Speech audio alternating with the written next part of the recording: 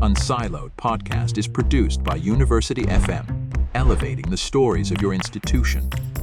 Welcome to Unsiloed. This is Greg LeBlanc. I'm here today with Emma Seppälä, who is, she teaches at Yale School of Management and also is scientific director at the Center for Compassion and Altruism Research at Stanford University. I think I got that correct.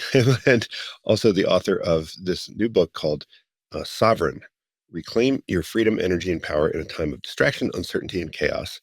And the previous book, which came out, gosh, I don't remember when this was. This was a while 10 ago. years ago, It's yeah. called, The Happiness Track: How to Apply the Science of Happiness to Accelerate Your Success. Welcome, Emma. Thank you, Greg. So, this field of happiness studies, right? I mean, it's an odd name and it covers a lot of ground. I mean, we've seen this kind of grow and blossom in the last couple decades. I mean, I remember when I first started teaching and I started teaching some of this material. I actually was teaching it in the context of a decision science and operations class, right? Yeah. That was sort of where a lot of this stuff first started cropping up, because there really weren't any courses in behavioral economics. There really weren't any courses in happiness studies or subjective well-being. And now it's kind of a big field, not only in research, but also in teaching. And you teach business people, right, through Yale mostly. And I guess I'm wondering the reception you get from this group. I think you recounted in one of the books a story about how you were speaking to a big group of accountants and they were looking at you like you were a little funny, didn't quite know what to make of what you were teaching. But I guess the fundamental question is that, do people believe that success and happiness are substitutes or are they complements? I mean, it seems like a difficult relationship. And then also in the workplace, a lot of people think, productivity must come at the expense of happiness. So to what extent are those things complements or substitutes? And I think that's an area of research that a lot of people have been digging into. And I'm wondering what you think most people believe and what you've discovered in your research. Most people believe that in order to be successful, they have to sacrifice their well-being. And I've spent most of my career at Yale and Stanford and high achieving environments. And you definitely see that, people feel they have to drive themselves into the ground to get what they want. And it's interesting if you know what they actually want. So, one of my colleagues asked undergraduates at Yale, you know, what do you feel most of the time? Now, these are obviously, top of their game students who got into a dream university many people would want to be at. And you would think they feel elated and happy. And no, they feel stressed and tired most of the time. And then when he asked, what do you most want to feel? Guess what they most wanted to feel? You want to feel loved, right? Loved. Yeah. I mean, it is so amazing, right? Because all of this achievement, all of this pushing yourself into the ground in order to feel loved, but you'll never feel loved from that. And it's interesting because no matter how successful you are and how much you've achieved, that's not guarantee you feeling loved. And I also see that in individuals who have pushed themselves so hard and have in many ways had an abusive relationship with themselves, because that's what you need, right? To do that. It's by definition that when you're grinding so hard, then, no amount of success can make up for a hole in your heart from a lack of friendship from yourself. you know. And that is something I have observed for 20 years. And it really makes me think twice about what is it that we're teaching our children about what it means to be successful, and what are all these theories of success that we have in our minds that are completely false. And I think we know that if success and financial success and fame and all the other things guaranteed happiness, wouldn't we see that in people who have it all, in people who are famous, in people who are powerful? Do they seem like they're deeply fulfilled? They don't most of the time, right? So now, does that mean like you shouldn't go for your dreams and your career dreams and so forth. No, absolutely go for it, but the way we're going about it is kind of all wrong, because as we're sacrificing ourselves and our well-being and our physical health in the way, we're not able to perform our best. An obvious example is look at athletes, high performing athletes. Do they, skimp on sleep and eat trash and burn themselves? No, they know in order to perform at the highest level, they take immaculate care of themselves.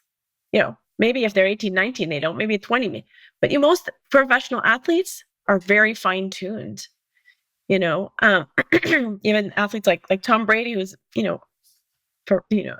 he's who played football in his 40s, and other athletes who've played or who've performed at the highest level into their 40s have taken such good care of themselves, immaculate care of themselves. So that's just sort of a metaphorical, parallel to how we all want to show up in our life, be able to perform, be successful.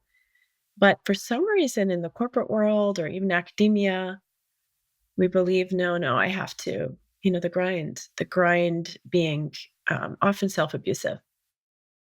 But those examples you referred to, those high performing athletes, I mean, it seems that to them these things are complementary, right? Complement. In They other are words, complementary.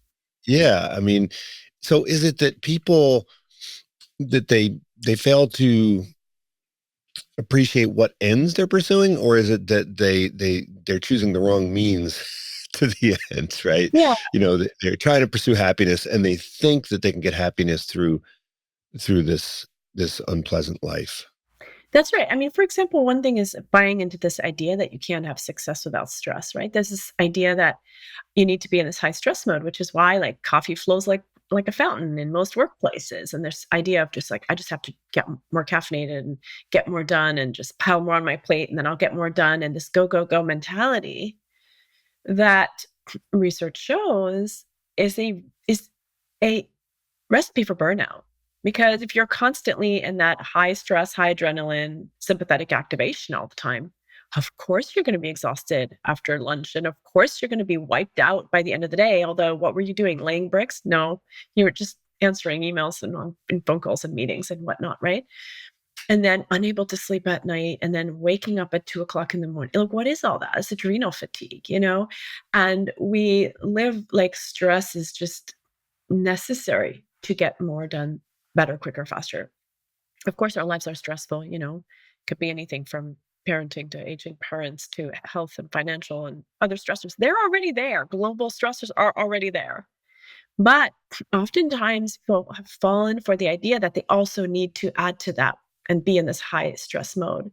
It's interesting because I teach executives and leaders mostly. And I asked them, I'm like, well, have you ever had a leader who's stressed out? And they're like, yeah. I'm like, what's it like to work for them? Sucks. And plus, they're not leader-like at all, first of all, Mhm. but it's stressful for everyone. And no one can show up at their best game because of that. Yeah. Well, I mean, it seems like a lot of people blame social media and this environment, which is, stimulating fear and anxiety, right? Some people talk about Yep. the anxiety industrial complex, but I mean, I think you're pointing out that people, they voluntarily, right, seek out stressors. They induce stress, intentionally almost, because they that's where they're most comfortable. That's right. Exactly. And that's why, I wrote the happiness track, but also sovereign, this idea of like, let's question the conditioning in our mind that we've picked up from society or from wherever that's not working for us. And that's not allowing us to show up as our best selves, as our most productive self, but also as our most fulfilled selves. And when we're constantly on the train, go, go, go, go, go, we stop questioning. Wait a sec, where am I going? How am I getting there? You know what I mean? We forget because we're just so caught up. And so, I really felt like writing invitations to reconsider certain things based in science. Like, we know if you're constantly in go, go, go mode, you are going to burn out. And we know there's 50% burnout rates Yeah. across industries. You know what I mean? Doesn't matter if you're working for a nonprofit or financial markets. I mean, it's all buying into this. And what the research does show, though, is if you are calmer and if you nurture a more calm, self-aware state, what happens is you're more emotionally intelligent, you're a better decision maker, you have better memory, you have better cognitive function overall, better able to focus. As a result, you also have more charisma because we know charisma has a lot to do with the ability to be able to be focused and present. You're more creative. This is a big one, creativity, Greg, because CEOs across industries and across countries, when you ask them what's the number one trait you look for in incoming employees, they say creativity. Makes sense, right? Doesn't matter how hard you work or how much integrity you have. If you're not creative, you can't innovate. It doesn't really matter that much, right? And so, but then think about it, like when do we get our aha moments? When do we get like those sudden insights where like, I know what I'm going to do when we're working on a problem? Like when do you, for example? Um, well, it's a hard question because I know they say it happens in the shower and so forth, but it happens to me when I'm reading really, Yeah. and and I read in a lot, and I read in a way that isn't stressed. It's kind of a curious state that I'm in when I'm reading, and I allow my mind to wander while I'm reading. And I don't think reading is something that I think when people are consuming their material in sort of short bits, they don't allow themselves the opportunity to kind of noodle on the stuff that they're reading. So I think even the way we consume information now is very different from the way in which, at least in this idealized, college world that I, was shaped in, consumed information. Well, I love that, Greg. And you're absolutely right. And what research shows on when we're most innovative or have like these aha breakthrough moments is when our brain is in alpha wave mode. So it's not highly focused, like when we're scrolling through our computer or our screen or whatever. And it's not, so relaxed about to pass out. It's the in-between space. So you access it when you're reading. You're reading, you're thinking about the material, you're letting your mind wander. You're in that you're in that alpha wave mode, which allows for sudden insight, allows for time for your brain to be it's actually an active problem solving mode, although it feels like a more relaxing, idle kind of state. It's actually priming us for innovative potential. And when you think about it, when you're a stressed out leader, say, leading a stressed out team, you are depriving yourself of your innovative potential and your entire team. When you're creating a stress culture, that's what you're doing. And so it's just really fascinating to me. That's what we need the most is innovation, both in our young people, in our employees, all around, in ourselves, right? We need to figure out the problems in our lives. And the best way to access that is to come back to a calmer state. I'm going to call it a sovereign state. Because when you're sovereign and you're sort of centered within yourself and you're in a calmer state and you're less frazzled, and also, the whole anti-fragile thing, well, it's anti-fragile psychologically, you know? So you're in a state where you are most resilient to the outside world, most creative. Again, all those things I mentioned earlier, more emotionally intelligent, better decision maker, better thinker.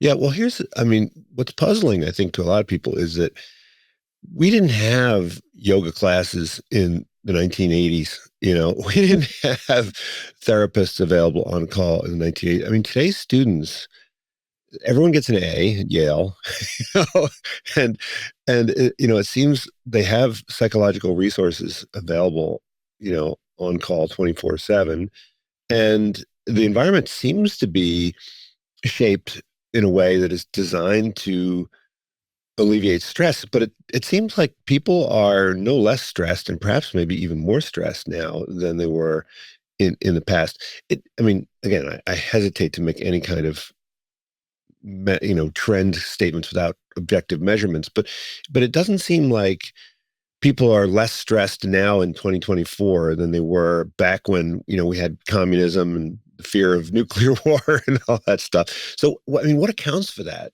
That maybe that's a big sociological question, but it does seem like the environments in which people are operating today, that they're not achieving the state that you're describing. That's right. Well, first of all, there's a lot of lip service. It's like at these big companies that are like, we have massage therapists on hand and you can do your laundry here. It's like, great.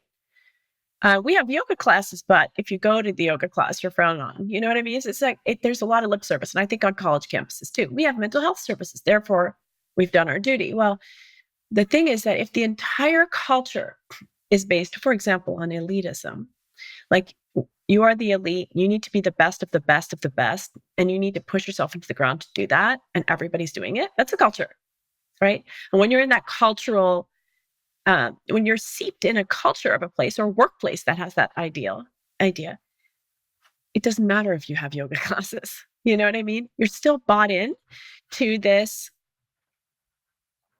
conditioning that is not life sustaining and not allowing you to show up as your best. But it's what we've always done. Therefore, it's a paradigm that people are stuck in. And that's why I wrote my books. Because like, let's take a look here. Let's look at the science. Are you going to show up at your best this way? No, you're not. There's a better way. But it does require opening our eyes and like pushing back the veil and being like, okay, let me look at what's going on here. Do you know what I mean? Like, for example, I was just talking about this the other day with a videographer. His job is to go and interview like CEOs and high level leaders for their, they're giving a talk to their whole company or something. He does the videos for that. And he's telling me, Emma, it's just so hard to like get at them. It's like, where are they? Then I get a glimmer of who they are and then it's gone. And he was like, people are half alive. And I was like, yeah. If you look at a child is not half alive. A child that's, in a safe environment, healthy environment, is a fully alive. Every cell of their body is just a bursting with life and enthusiasm and joy and creativity and energy, right? Would you agree? Yeah. And how Well, many adults do we see like that, Greg? We don't. And you do these executive sessions. I mean, I'd love to know what you do in your executive sessions, because I mean, how much can one do in a short period of time? Can you actually get people to see something in a short period of time that will kind of alter the trajectory? I mean, can you give them some tools? I mean, meditation, for instance, is one thing, right? I think, everyone says, yeah, meditation's great, but I mean, how can you get people to actually start a meditation practice, in like an executive education program? Well, I just tell them, look, you're sitting on a gold mine and you can dig or not. It's up to you. But you should dig. I recommend dig for 40 days before you perhaps walk by the pot of gold that you're sitting on. Do you know what I mean?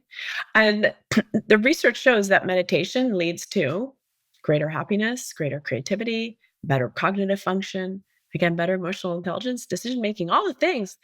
I mean, it leads to emotional resilience is what it also does, and stress resilience. And so as a scientist, I always encourage people to experiment, but I say, don't walk by an experiment like that. It's like, what's the difference between a skeptical and a cynical scientist? The cynical scientist will be like, that's never going to work. I'm not going to do the experiment. Skeptical scientists will say, that's not going to work, but I'll do the experiment and prove you wrong. That's what I encourage people, because, and I mean, I get an hour and a half or 3 hours with execs, or sometimes I get a week where I get to teach multiple times. And that's what I do encourage people to start to question, like, why are you living like this? Why are you living in go, go, go mode? And is it serving you? Most people experience burnout in themselves or in someone else. And they're like, okay. And the other and I show them the science. Look, you're going to be more creative. You're going to be more this, that, the other, right? The other thing I invite them to question is, this, most people I would say have a kind, they could talk about toxic workplace, toxic relationship with their other people. Most people are in a toxic relationship with themselves, So I asked them to question that too. Like, are you highly self-critical? Do you beat yourself into the ground? Because research shows that leads to less resilience. It leads to more depression, more anxiety. And you know what? 99 or 100% of the room usually raises their hand when I ask if they're so highly self-critical. And every now and then there's one or two people who don't. And I tell you what, they're the most sovereign, powerful people in the room. They stand out as leaders. And I'm like, yeah, because you have a healthy relationship with yourself. Like, again, that top performing athlete who is extremely who has a very healthy relationship with their body. I don't know if they do in their mind, but in their body, they certainly do because they have to. It's the same with our psychology. Look, I mean, we all know some people who we kind of wish would be a little more self-critical, right? Right.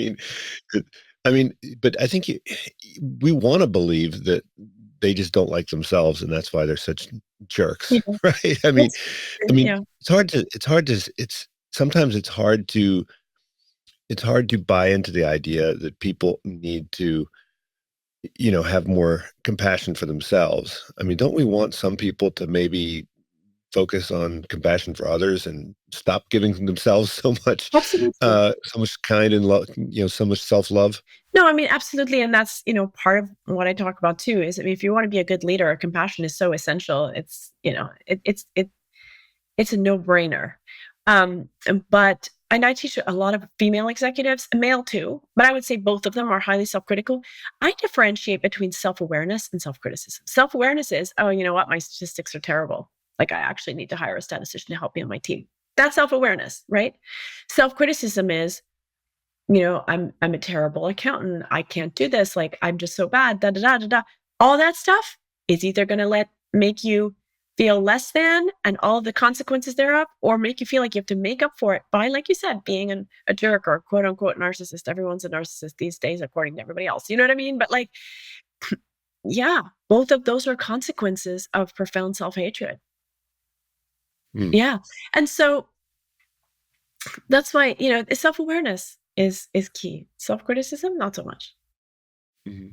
Well, I mean, so you'd think that people would then sort of figure this out, right? I mean, if, they're rewarded by having self-awareness, if they are rewarded by understanding balance, then you'd think that they would sort of figure it out without the need to have people come and explain it to them. So why is it that people don't learn the connection between what you call sovereign state and sort of these other desirable outcomes? I mean, is there something about, I don't know, do you start with some kind of prior that is very, very difficult to dislodge? Or is it that the signals that we get, the reward signals that we get are confusing? We haven't learned how to be sovereign in our culture. That's just not something we've learned. And so we just go ahead and do what everyone else does. It's so interesting to me. Like I teach emotional intelligence. One of the classes I teach is very popular at the moment among Hmm. executives because everybody, I think since the pandemic was like, oh my gosh, we got to figure this one out. Right. So what's wild to me is it doesn't matter how many PhDs or MDs or black belts or whatever it is, skills, languages you can speak. Most people have as much training about what to do with their emotions as a 5-year-old, which is none. Most people. They didn't learn it from their parents. They didn't learn it from their society. And when you ask them, what did you learn about what to do with your big, bad, negative emotions? It's suppression. Most people across cultures, by the way, I've talked to people from all over the world, and it's the main thing. And then I ask, well, how's it working out for you? And they're like, terrible. Either I burst out at some point or it implodes, right? With anxiety, depression, headaches, stomach aches, etc. And research shows it's terrible for our relationship outcomes too. So it's wild. There's many things we haven't learned. And yet, if we had learned them properly, we would be so much better off. I think, especially men, actually, because men have received not just the suppression messages, but the messages that there's certain emotions they're not even allowed to have. And so there's such a disconnect from themselves, and that impacts relationships and the ability to connect with others, which women tend to have more connections with one another. And there's such a loneliness in men in the US, in any case, that we see as a consequence. And all that can play out also in the workplace and so forth. So this is a time when things can change. More and more kids in school are learning about emotions. I'm a mother to 2 little boys. And I remember clearly when my brother was about 6 or 7 playing on the playground and like sitting crying. And someone said, boys don't cry, and then I saw like, the consequences of that. And for myself, as a mother of 2 boys, I just, now I hold them and I say, okay, let the tears come. It's good to cry. Let it out.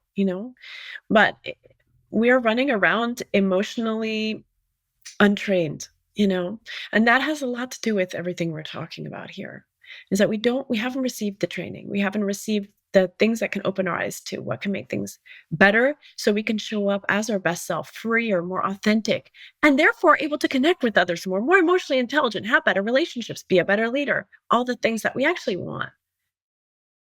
Yeah, I mean, I was talking to a friend of mine a while back, and she was, sort of late 30s, and she said, I never realized that emotions could be cultivated, right? It was either, on or off switch, right? And I'm wondering, I mean, where does that, you said, does that imprinting happen at in childhood? I mean, are parents the ones that are primarily responsible for educating their children in emotional intelligence? I mean, where's this supposed to? I mean, it seems like at executive workshop seems a little bit late in the day to be learning about this. Yeah, but it's hard for parents who haven't learned it themselves, right? They try their best, but they don't know. If they were taught boys don't cry, then they regurgitate it, right? They could. I mean, hopefully, I think now is a time when people are starting to wake up to that and not say that kind of thing anymore. But it's very difficult to. You can only lead someone to where you've been. Like, how can you teach them?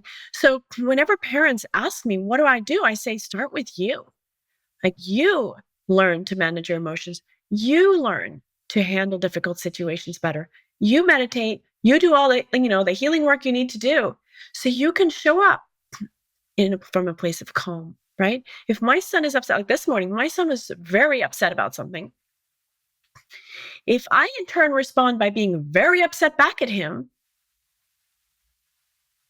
it's a disastrous outcome for both of us. Nobody learns anything, and he's hurt, and it could impact him much more than me because he's only 10. But if I'm able to respond calmly and just be there with him, just okay, this is hard. Let's see what we can do here. Let me understand more about where you're coming from. And it's been work for me, but I've come to the point where I am calm around that, and then I can help him handle his emotion better. But it definitely starts with parents. But parents are not at fault if they've not done things this way because they didn't know. But I know for myself, I have a very dedicated meditation and breathwork practice, and very dedicated because I know not only do I show up as a more creative person and a better, instructor, a better leader, a better writer, better all the things. I mean, I can show up more of as my best self, but also as a better parent, better spouse. And that's why I wrote about sovereignty, because I just think more of us need to know this. Why didn't we know this before? And you know, there's ways. Well, maybe you could, the books have a bit of a memoir to them, right? There's some personal stories in both books, and Sovereign has some great stories about how you came to realize the importance of these things. I mean, maybe talk a bit about, like, how did you, first of all, come to appreciate the importance of things like breath work, and then how did you decide to make a research career out of this? Yeah. I mean, so I don't know how far back you want me to go, but so I was born and raised in France, which sounds, romantic and lovely, especially in Paris. But the philosophy on the streets was just very negative around criticism and complaint a lot. So as a child, you kind of feel like everything's kind of going to hell in a handbasket all the time, and nothing's ever. Except in the basement of the, I guess, Herald Tribune. Is that where you worked? Right? Yeah. Yes, Yeah. that was very joyful an experience there. But yeah, but in general, there's a sense of sort of a darker perspective on things. And so when I came to the US, I was like, wow, people are more positive here. I like this better. But after a few years, I noticed, well, look at the work culture. People identify with what they do and they really drive themselves into the ground. I saw some Mm. suffering there. And then I moved to China for a couple of years after college. And in China, I saw people who had nothing but were grateful for everything. I mean, they're just so freaking resilient in the muck and the mud that they were dealing with, and the broken windows and the multiple generations stuffed together in a studio apartment. And they were so resilient and positive and happy and energized. And I was like, oh my gosh, like I had met people who had everything and were grateful for nothing. And these people had nothing, grateful for everything. There was something there. There was a sovereignty there. And also in Tibet, where they were, people were, had been invaded and were not allowed to exercise their faith. And yet there was this resilience that I saw in the suffering of their lives, poor lives. And I just thought, gosh, this is wealth. This is inner wealth. I don't care about external wealth. This is wealth. You know what I mean? Like, these people have nothing and are so freaking powerful. I thought, this is something to study. And so I came back to New York and I did a master's in East Asian Studies at Columbia, where I studied with Robert Thurman and others, amazing professors. And I was wanted to go more deeply into what is this internal sovereignty business, And then 9/11 hit. So I was in New York during 9/11. I saw the second plane hit. And after that, I had really intense anxiety. So every morning I'd leave my apartment kind of shaking.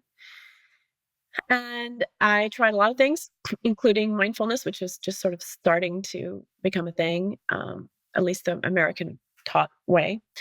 And it was not working for me because I was angry. When you're anxious and you're told to just sit and watch your thoughts, like, no, thank you. Like, you just are just more aware that you're anxious, which is just an absolutely intense experience, which isn't fun. And then I walked into a breathwork class that I hated. But I learned a breathing technique that's about 20 minutes called sky breath meditation. And I started to practice that for 40 days. My instructor said, do this for 40 days. And I was definitely a skeptical. And I was like, I'm not. Okay, fine, I'm going to do this. It's not going to work for me. But I noticed it made a huge difference. And 20 years later, I'm still practicing it every day. In fact, just right before we did our call, I did that. And it helped me, like, with the trauma, the anxiety. It was just totally, everything got back to normal. And I was able to move forward and get into PhD program and just move on happily. And 10 years later, I was doing my postdoc after finishing my PhD in psychology, and I was working with veterans of trauma. And I was noticing, some of my colleagues were trying mindfulness interventions and the veterans were dropping out. And I was like, well, I know why, because when you have super high anxiety and you're sitting there and being told to just observe your thoughts, feelings, sensations, it feels like torture. And so I thought, let's run a study looking at the breathing, and they're, the veterans are very, like, they have a real intense, like, show me attitude, no nonsense, no BS. Like, they were very much there for the money. And they told me so. And I was like, that's fine. Like, don't believe anything I say. You're just going to go through the study. We're going to pay you. And that's it. So half the group went through the sky breath meditation practice and half did not. And those who did, after a week, their anxiety normalized and it was maintained a month and a year later. And we saw even physiologically that their startle response had reduced. So it wasn't just them saying it, it was a thing. And then we've replicated that study with the Palo Alto VA, and I've run a similar study with Yale undergraduates looking at multiple different well-being interventions. And again, the breathing one was the most powerful. And it makes sense to me because, it's very difficult to address your mind at the level of your mind. Like, I think we all know what it feels like to, be like, don't be nervous, don't be nervous. Tell yourself that it's not going to work. If someone else shows up and is like, hey, don't be so stressed out, or whatever, you know what I mean? It doesn't work so well. But what breathing does is it also can actively sort of activate your parasympathetic nervous system. So you're doing something to your physiology to calm it down with your breathing. And as you do that, your mind settles down. So that's one way that, I felt like it had helped me gain sovereignty and the veterans that I've worked with. And so it was very fulfilling research. Well, I mean, look, if we have this very powerful tool, right, which you've done work on, available to us at our fingertips, and have presumably had this for as long as we've been mammals, right? I mean, it's not something that requires scientific discovery, right? So if you think about some of the compounds that people are consuming to alleviate their anxiety, right? The pills, I mean, this required billions of dollars of research and so forth to come up with this. And this stuff has been sort of at our fingertips. I mean, is it that, we only recently discovered it? Are there other ways that we incorporated this type of practice into our daily routines in the past without calling it formal breath work? I mean, for instance, prayer and other kinds of communal activities, do they sort of achieve the same? I did a podcast on alcohol, right? And alcohol is sort of a PFC downregulator, right? And so it's sort of, it's on tap, and that's why it's been so useful to people throughout history. It's like when they're super anxious, they just, grab a drink. But here you have something that you don't need to be near a bar to get. So why is it that this tool, which is sitting right at our fingertips, is not? I mean, every single person on the planet should be aware of it. Like they know how to go to the bathroom and they know how to eat and they know how to swallow. Shouldn't they also know how to exercise this breathing technique? Yes, I wish so. I think there's a lot of money behind pharmaceuticals. There's a lot of money behind the research on pharmaceuticals distributed by pharmaceutical companies. And they also have a huge impact on the finances of medical schools. So we don't need to go down that rabbit hole, but there are many reasons. And also the ease of it, right? I just take a pill, I'm fine.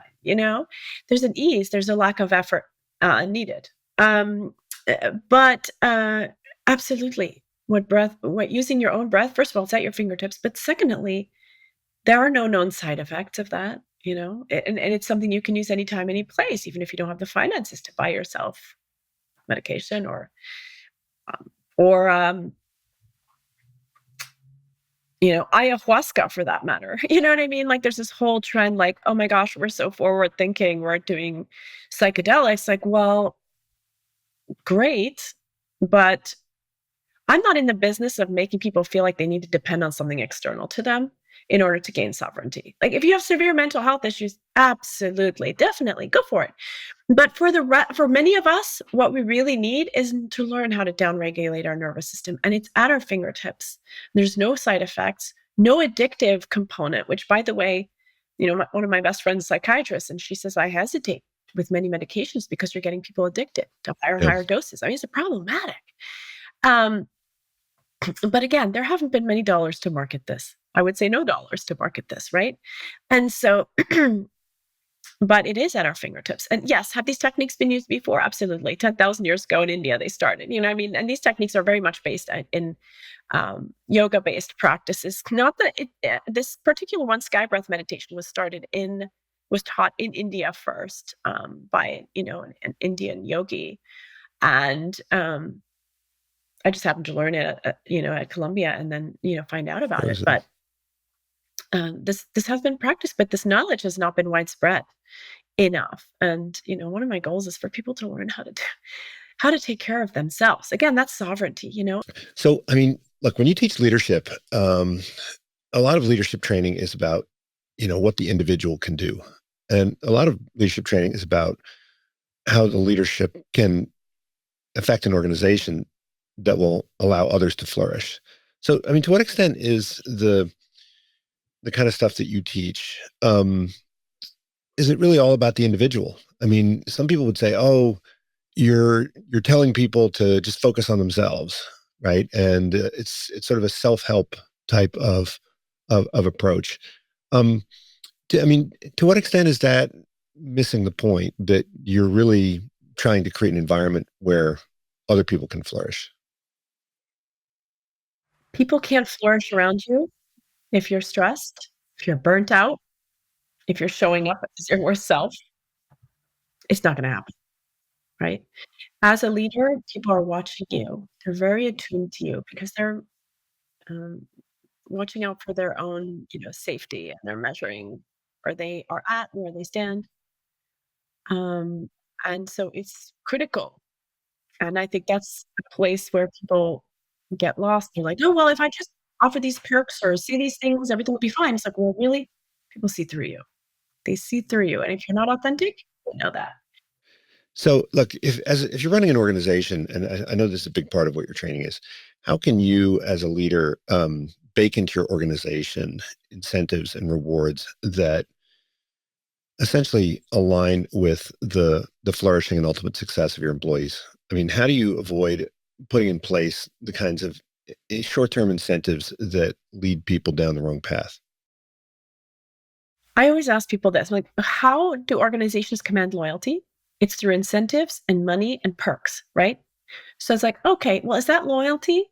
Because the company next door can offer something more and they can just buy that loyalty, quote unquote loyalty. That's not loyalty. And then I have people think about, was there a person who was there for you at some point in your life at no benefit to themselves? They just saw you for who you were, your, who you were at your best, and wanted the best for you. If that person called you right now and had an emergency and said, "Can you please call me?" Would you just drop everything? Yes. Yes. That's loyalty. Loyalty comes from a deep relationship with another person who has your back, who lets you feel seen, heard, valued, and appreciated, and wants the best for you. That is loyalty.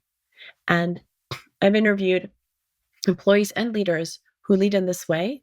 The employees will work for them for half the pay because they believe in what the leader is doing and how the leader is doing it. That's what it comes down to. Well, Emma, thanks so much for joining me. This book is called Sovereign. Check it out. Reclaim your freedom, energy, and power. All of that in one short book in a time of distraction, uncertainty, and chaos. And also don't forget the happiness track. Thanks so much for joining me. Talk Thank again you so soon. much, Greg. Unsiloed podcast is produced by University FM, elevating the stories of your institution.